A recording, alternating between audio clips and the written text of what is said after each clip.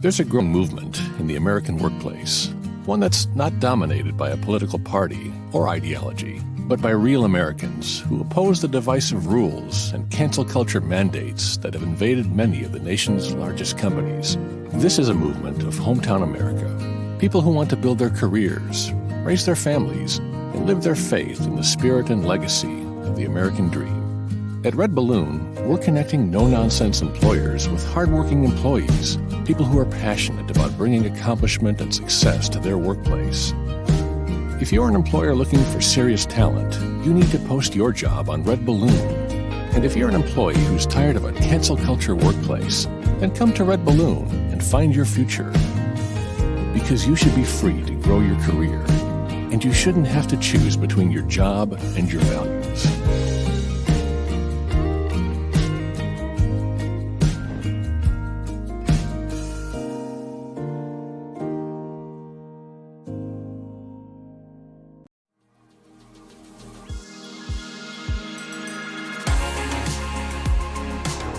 In a world grappling with joblessness, broken homes, and a crisis of purpose, we ask, why does work matter?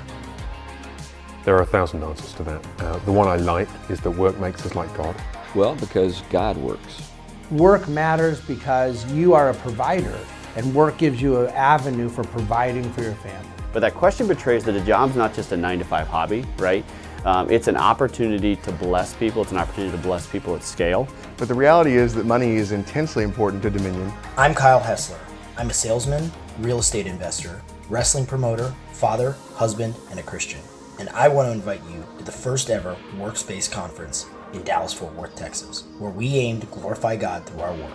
Come and learn from speakers David Bonson, C.R. Wiley, Steve Jeffrey, David Reese, and Andrew Krapushitz as we explore the theology of work, how vocations shape cultural dominion, understanding risk, and how to invest not just now, but in future generations. This conference is about action, not just theories. Join us for a prime hub of networking, career growth, and fellowship. We are building a community of impactful connections and collaborative endeavors that seek to extend beyond a single weekend. Join us June 28th and 29th at the Hilton in downtown Fort Worth, Texas. Tickets available at workspace.com. This is more than just a conference. This is a commitment to glorifying God in our work, because we aren't saved by our good works. We are saved by Christ for our good works.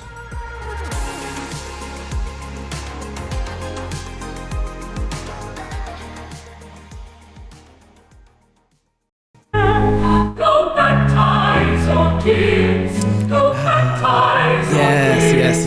This is prosperity. So baptize your kids. You know what to Toby missed this. Like Handel's Messiah. Yeah. Meets the outro of Cross Politic. You got me tearing up over here, bro.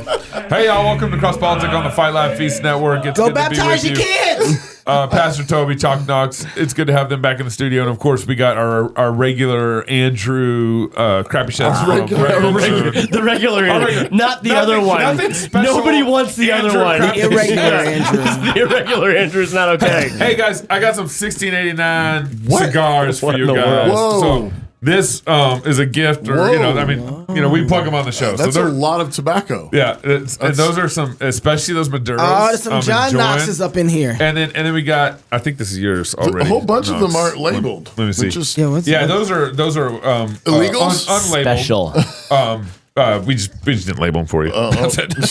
what are they though? And then the Maduro right here cigar is a fantastic lighter. Maduro. And then you got the Knox right there. Oh, It's this actually- thing stink. Woo! You like that? Yeah. You gotta smell this, Andrew. You got the regular Andrew has to smell this. The regular. Come on, man. That's legit. See, that's delicious. Whoa, Isn't look at it? this. That's 1689. I know. So that's from 1689cigars.com. Wow. I've been enjoying those cigars. We actually got a new confessional line out. So 1646, 1689. We're going to come out with a Belgian. What's the date for a Belgian? I don't know. And then Pastor's supposed to know I'm this working stuff. on I already passed my I'm ordination. working on a creed line, and that'll likely be like our 60 by 60 fatter cigars and everything. You know, so you know, you get the Apostles' Creed, and you get the. But I want to use the dates, and we're gonna make up the date for the Apostles' Creed, like 33 AD. That's encouraging. We're gonna make up fill in the blank for the Apostles' Creed. No big deal For the Apostles' Creed, but you got the Nicene Creed, stuff like that. So. Oh my goodness. Not so long ago, the American dream was alive and well. Employees who worked hard were rewarded, and employers looked for people who could do the job, not for people who had the right political views. Redballoon.work is a job site designed to get us back to what made American businesses successful: free speech, hard work, and having fun. If you're a free speech employer who wants to hire employees who focus on their work and not identity politics, then post a job on Redballoon.work. If you're an employee who's been censored at work or is being forced to comply with the current zeitgeist, post your resume on Redballoon.work and look for a new job today. Redballoon.work, the job site where free speech is still alive. Redballoon.work. How was that? That was really good. Was it pretty good? Not too bad? You should quit the pastor thing and like do a radio announcer. Ladies and gentlemen. Andrew Krabby-Schatz is the CEO and founder of Redballoon.work, a founder of many businesses, and is passionate about freedom. Andrew, thanks for coming back on Cross Politics. See that branding? Yeah. Always be branding. Isn't that nice? That's nice. We have a merch shop now, so if you want to be wearing shirts like this, and you can go do that kind of stuff. Phone cases. I am grateful to be here with you guys. It always makes me feel smarter. You know what? When you really Figure out what there's you been a really lot of want. things said about this show, Andrew. That is not one of them. Are you saying something? You take it however you want. You go home and tell your wife, I'm smarter.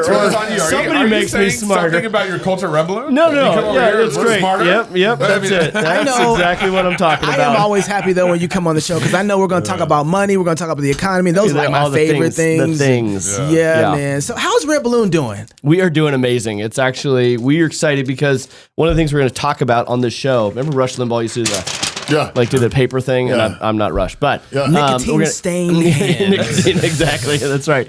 We're going to talk about, we did a survey of 100,000 job seekers because we've got hundreds of thousands of job seekers that have been on Red Balloon, but we are launching a new piece of software very shortly, an ATS, applicant tracking system, because there's a well-documented cases of most HR companies are woke these days. HR tech companies You say HR, and I just think woke. HR tech is woke as the day is long. And if you think that Google with their algorithms or Facebook with their algorithms are discriminating or pushing their worldview, do you think HR tech companies are doing that? Right. 100%. In fact, if you're using an ATS, an applicant tracking system from any of the major big HR tech companies, they are probably discriminating against the people you actually want to hire. So their AI is and their algorithms They're sorting for you. They're sorting for you, so that you don't actually get to hire the conservative white Christians that you wanted to hire.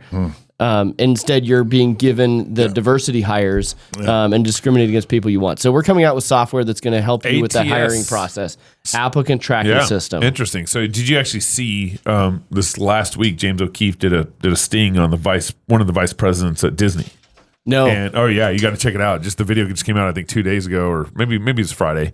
And of course, they were a girl was dating this guy or going out on a date with the vice president. Yep. And he said, "Don't these people know?" I know. When the random person reaches out, if you're a dork and a pretty girl wants to go on a date, exactly, maybe there's more going on. This gal got him to admit, it's like, oh yeah, Disney's not giving my mind's just so off today. Go ahead. Climbing the ladder, not letting people climb the ladder who are white. Yes, At Disney. for sure. Like straight up admitted that, and they said, "Oh yeah, no." I mean, like I've had HR tell me that we're looking for non-white people to hire for our It was actors white and males, actresses. particularly. Yeah, white males. White males Absolutely. No, this discrimination. Disney's going to get sued from this because of what this vice president meant. But they're not the only one. We had a guy who he's trying to keep his job. I told him it's time to walk away, but he was told you may not get a raise or a promotion unless you become a woman. Like you need to change your gender if you ever want to, succeed in this business.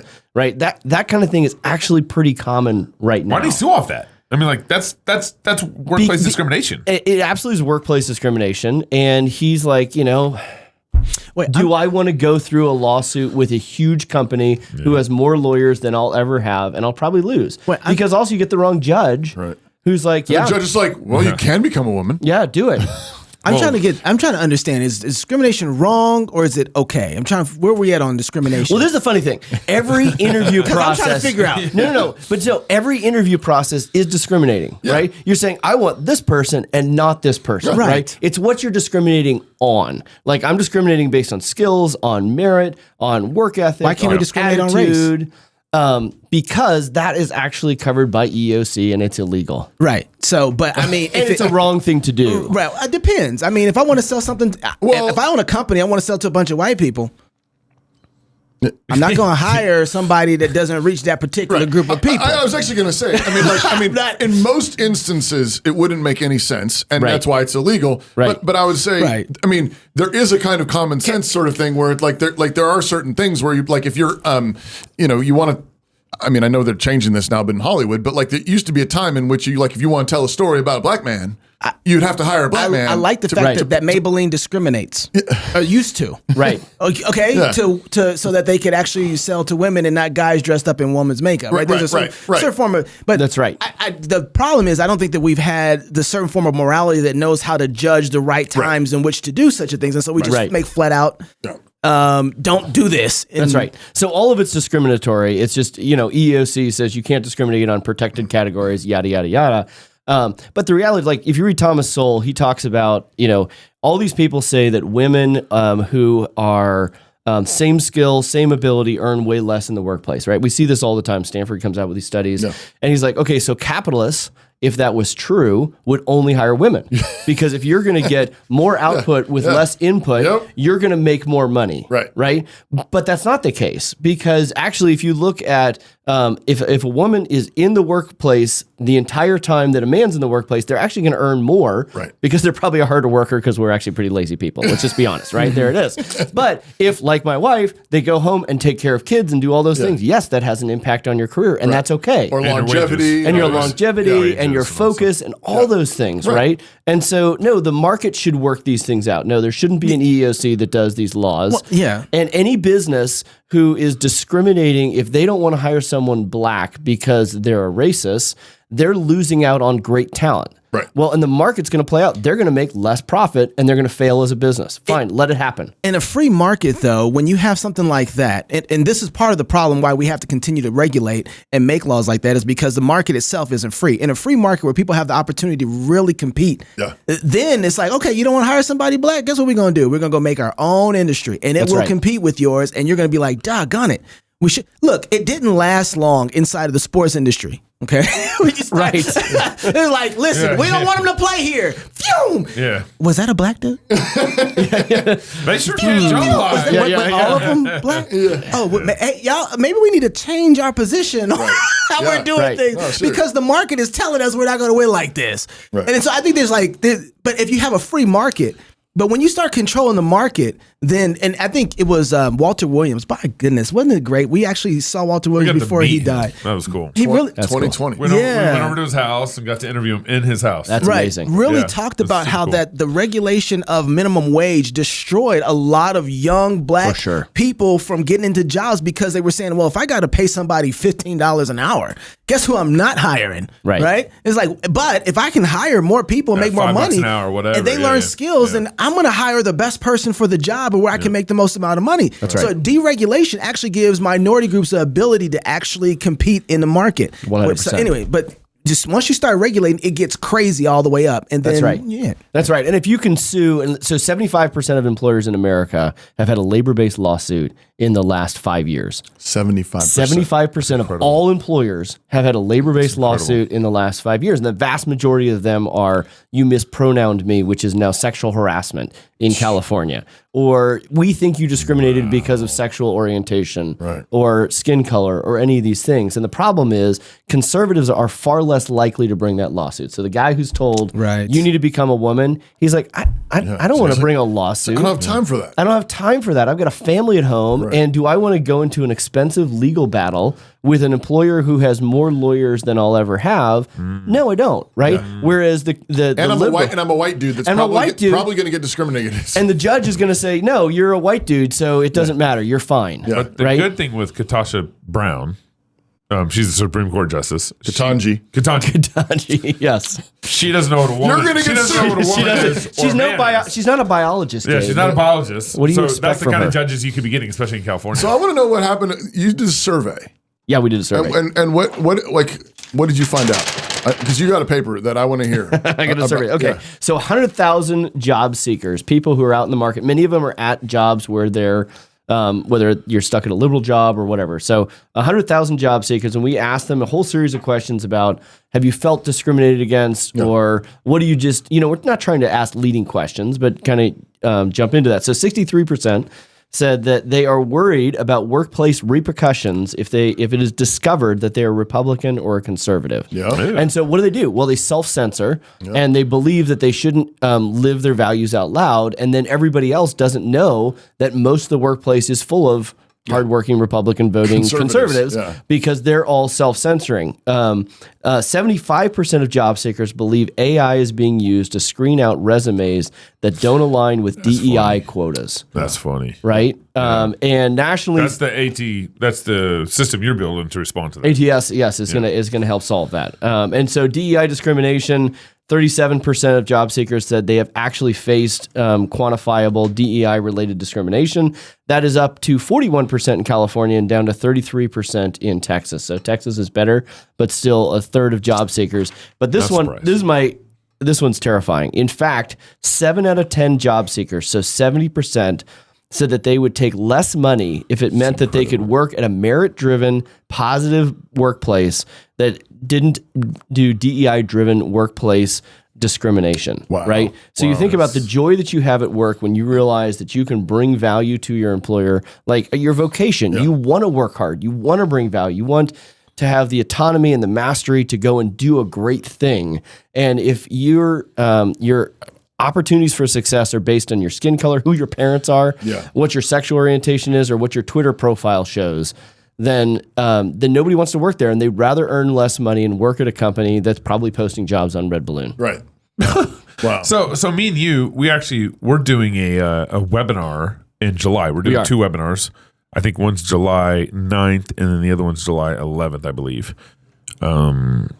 They can reach out to us at contact@fightlaughfeast.com if you want to participate in that webinar, or join our email list. And Red Balloon's going to be sending out an email about the webinar also. As I understand it, I mean, one of the things that you guys have been doing is you've been helping, screen on behalf of a company. Yep.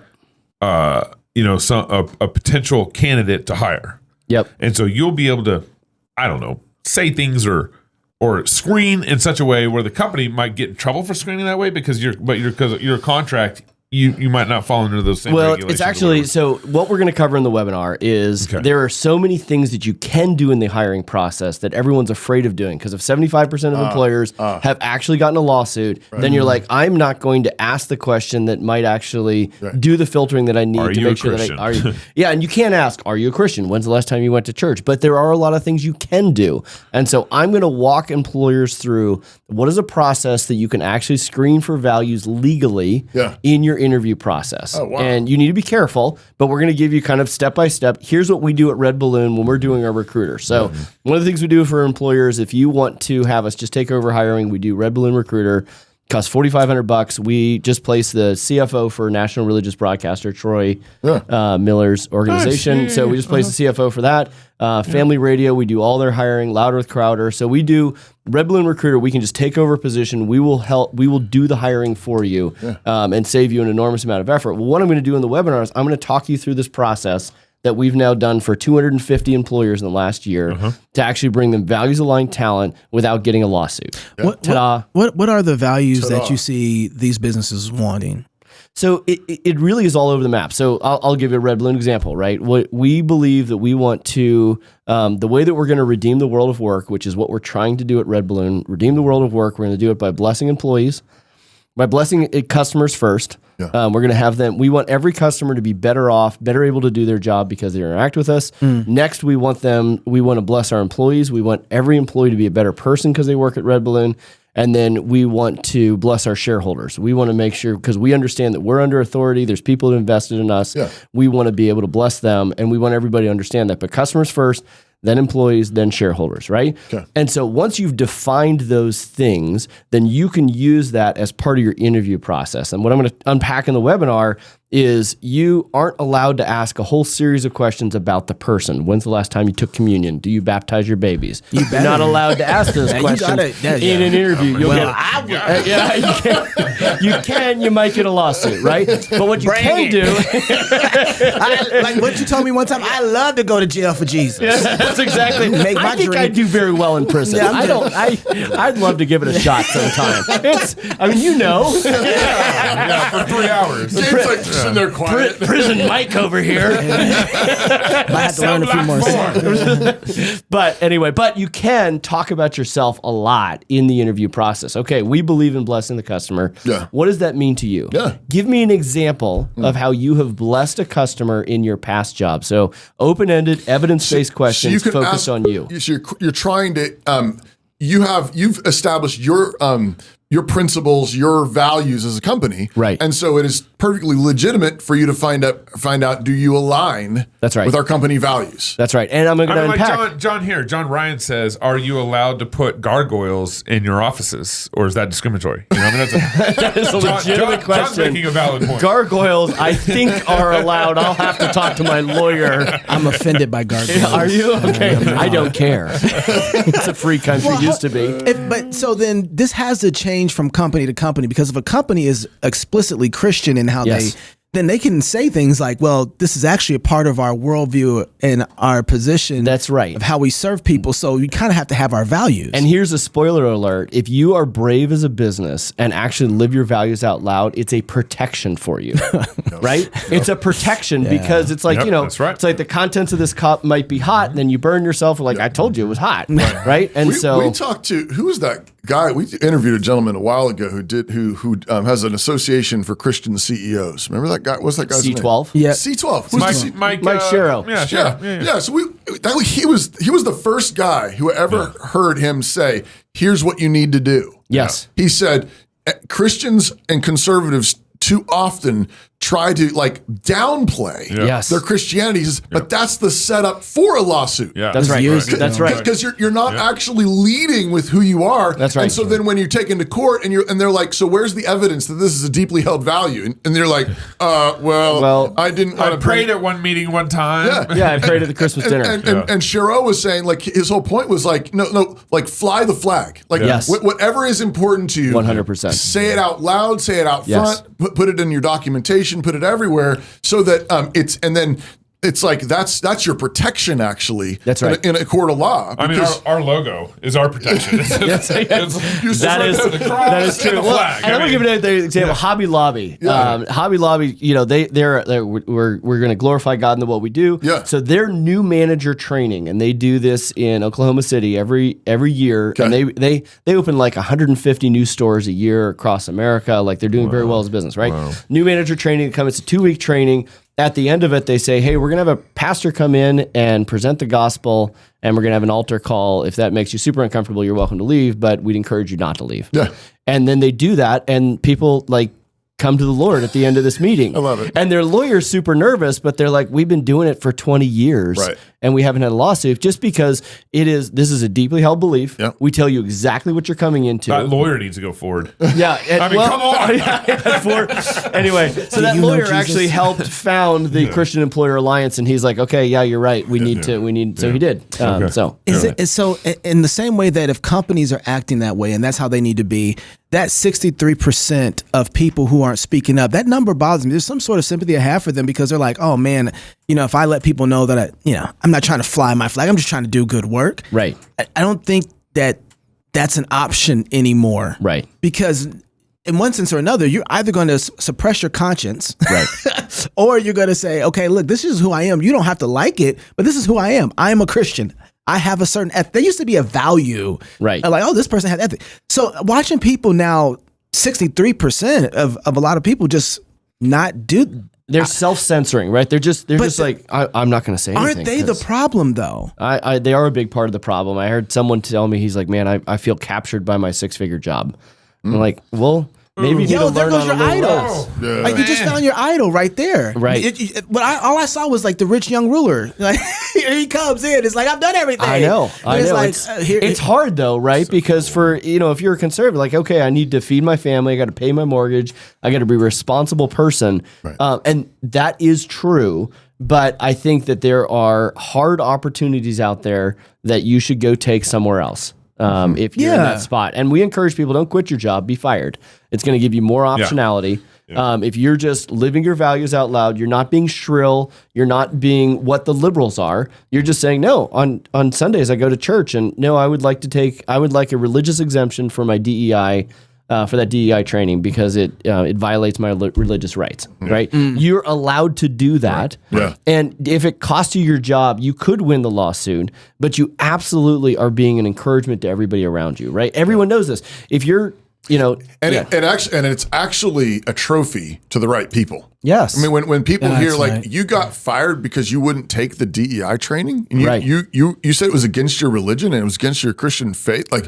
That sounds like a reliable guy. You sound like a man of integrity. I would like that person. And I mean, we're all going to be dead in 100 years. And think of every great. Speak for yourself. I am going to be not dead. not to shoot for 200. I got about 20 years left, and then I'm out. If I could just get a quarter away to Abraham or Melchizedek? Methuselah. Noah. Methuselah, Yeah.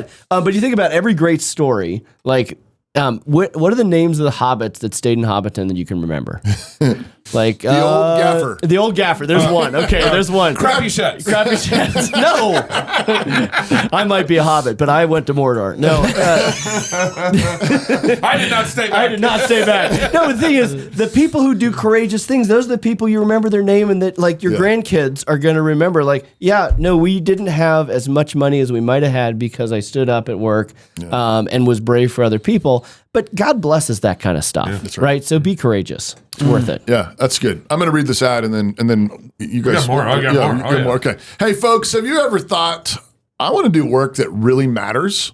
Yeah. Have you guys ever thought that? I think Well, since we're talking about it, yeah. Good point. More than a job, an impact. Well, Story Real Estate is making waves in our community by helping others build legacies through real estate here in Moscow. And they're looking for kingdom builders to join their tribe. If that sounds like you, go to storyrealestate.com. It's storyrealestate.com. Click on the menu and then join our team to apply today. That's great. Like, we love Story Real Estate. Yeah. They've been helpful to me because I'm doing the housing development thing, and they've been a Red Balloon customer. They found great people, so really good folks at Story. Well, go and sign up and want to get hired if you want to get hired and you want to move to Moscow, whatever. Yeah. Right. And make sure that more of you sign up to do that than Red Balloon people did to sign up to be part of Story Real Estate. Okay. That made no sense. I was going to ask, what are you trying to say? I don't know, but I'm just saying, Red Balloon. They've hired people from Red Balloon. Right. Let's get the but Cross Politic tell them audience, about Cross competing with Politic. that. There it is. There it is. Yes. Wow. Cross Politic's a bigger deal than Red Balloon. Can I say that out loud? That's really what I was thinking. I was. Let's just say it out loud. Be brave, Dave. Andrew, We're talking about being brave. Me and Andrew know each other since 2005. We've been working with each other, and He he still knows doesn't how like to you. interpret. He knows how to interpret me. And everything. Andrew, I gotta ask. You guys got a conference coming up. You're going to be at. Was it next week? We're Workspace. Oh yeah, Workspace Conference. It's gonna be Fantastic. there. Yeah. Is it this week? Andrew's It's this coming week for crying out When do you loud. fly out? I fly out Wednesday, Thursday. Thursday. Yep. Yeah. Okay. Yeah. Direct flight. So we have a conference coming up. Are you deciding?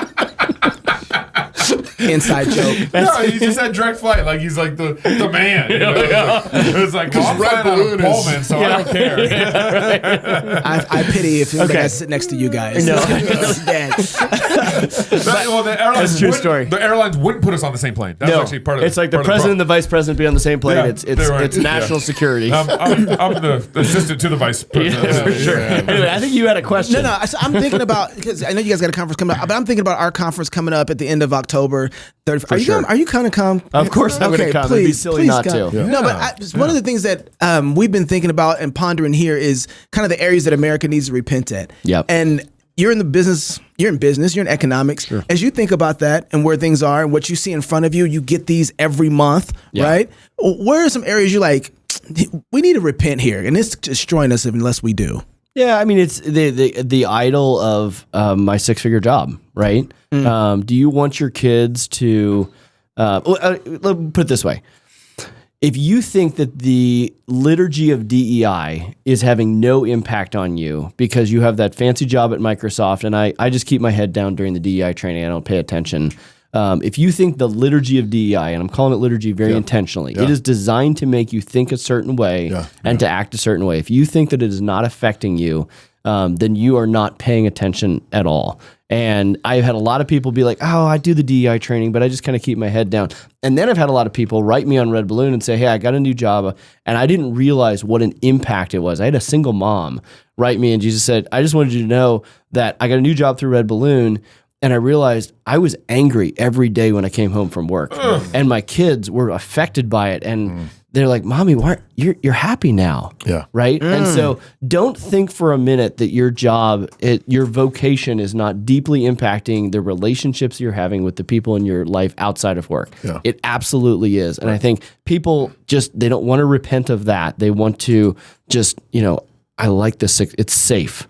Yeah, right? It's right. safe. And I think they need to repent of being safe. They care more about I think America security needs to. than maybe how their job is even rubbing off on them. But I know. and that's a very like materialistic way of thinking about the world. It's like it has to, I mean, obviously we are called to provide for our families. For sure. But to say there's no other way to do this. Right. Is to be a materialist. It's not to trust God. And it's also not recognize, I mean, you're saying like, we are going to be dead in 100 years. Yeah. But our grandkids are going to be here. Yeah. Our great grandkids. And what legacy did you leave down? And so those human souls matter, and a lot of our houses are going to have been knocked down, and something new is going to be made, and That's right. our cars are going to be long gone, and all these things that that we can serve others and love others with. Will have been gone. And the $50,000 extra that you earned and passed on to them will buy them a cup of coffee with inflation. So, is that really worth it? Right. Do you think that there's still opportunities like there used to have back in the day still available for people in the next generation coming up? What do you mean? Like, I think, I was thinking about this as I was talking to my family.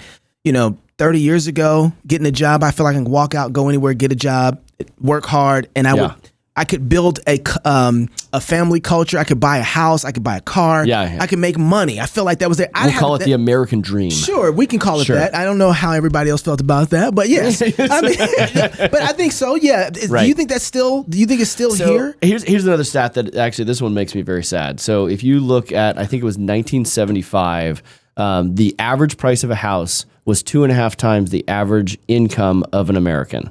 Okay, so in theory, 2.5 years, if you saved your money and didn't spend any money, you could buy a house, right? 2.5 times. It's almost 8 times now.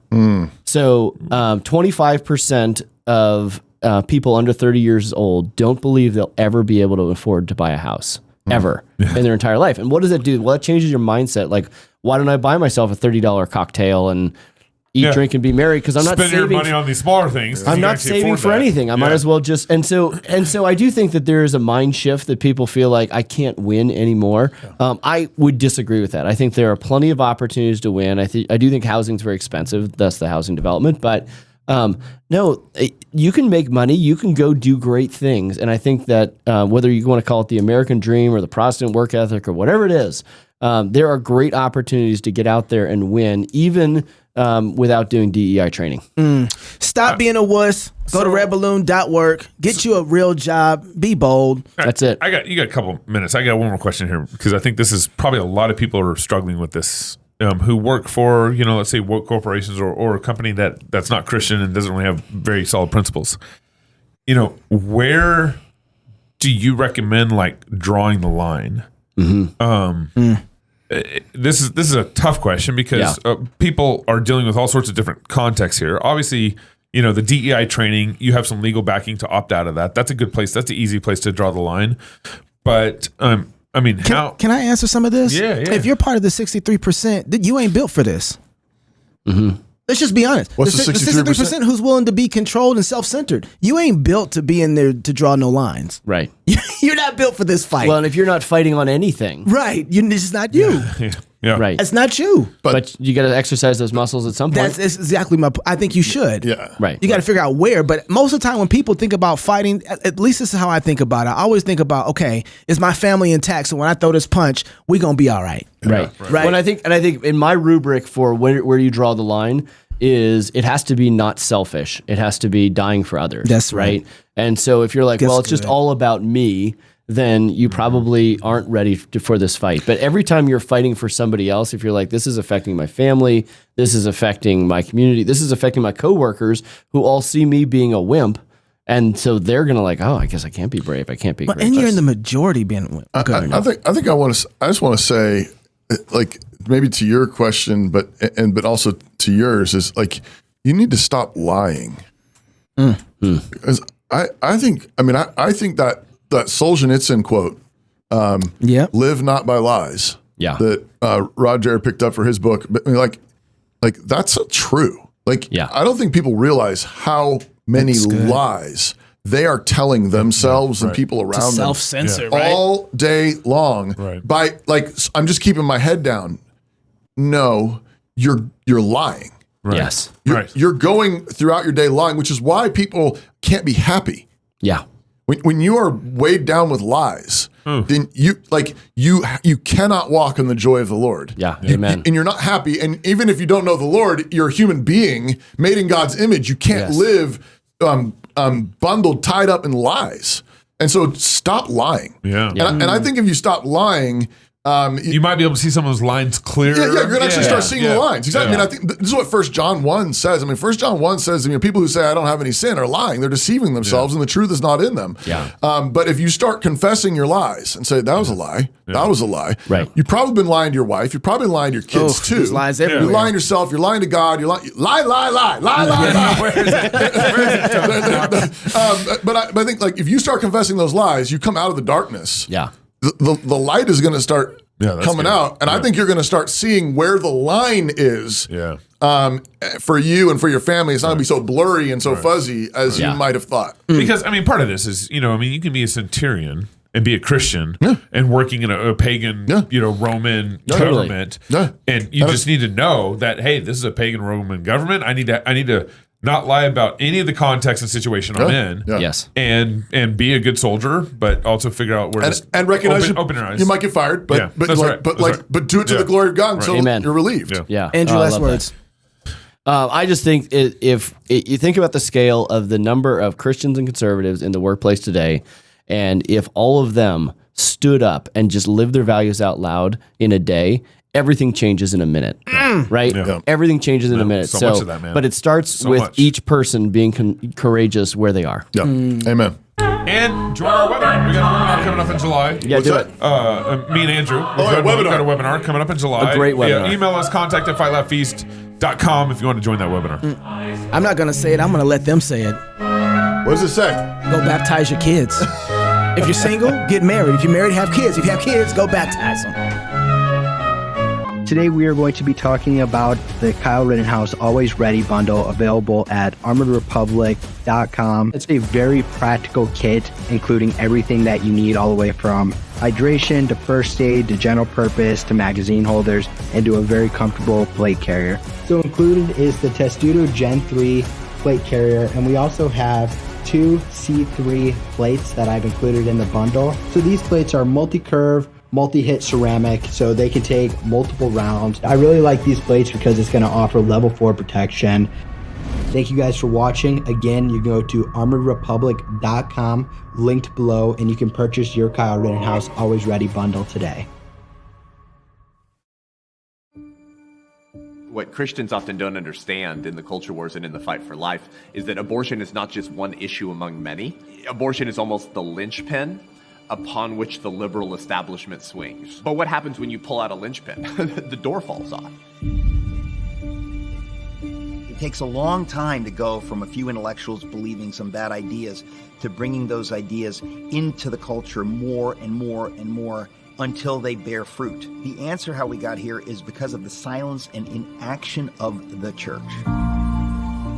Somebody might say, well, you know, Margaret Sanger, she didn't quite know exactly what she was doing. Well, first of all, you're speaking from ignorance because she wrote about herself and she wrote what her plans were, so much so that she, impressed Adolf Hitler. How do you impress Hitler? My father walks up to me wearing a BLM shirt and he says to me, why are you out here fighting a white man's issue? But he was a walking poster child for all things CRT, because in critical race theory, you see racism in all things and at all times. Even when a 6'4", 260-pound black man is trying to save a baby. We're going to expose and discover who the real Margaret Sanger was and how her attack and assault against the family in America explains our current culture of death and upside-down world that we're living in today. This is where it all started. It was here that Sanger opened up her first unlicensed, illegal birth control clinic in 1916. Study the past, not just to understand what happened then, but to understand what's happening now. This is a Leviathan. Dachau. It's a fitting place to remember what happens when bad ideas are taken to their logical conclusion. We bless the holy name of Jesus and we shout, let the baby live. Let the baby live. Let the baby live. Stop waiting for someone else to grow a righteous culture of life for you and on your family's behalf. It will not happen. If not you, who? If not now, when?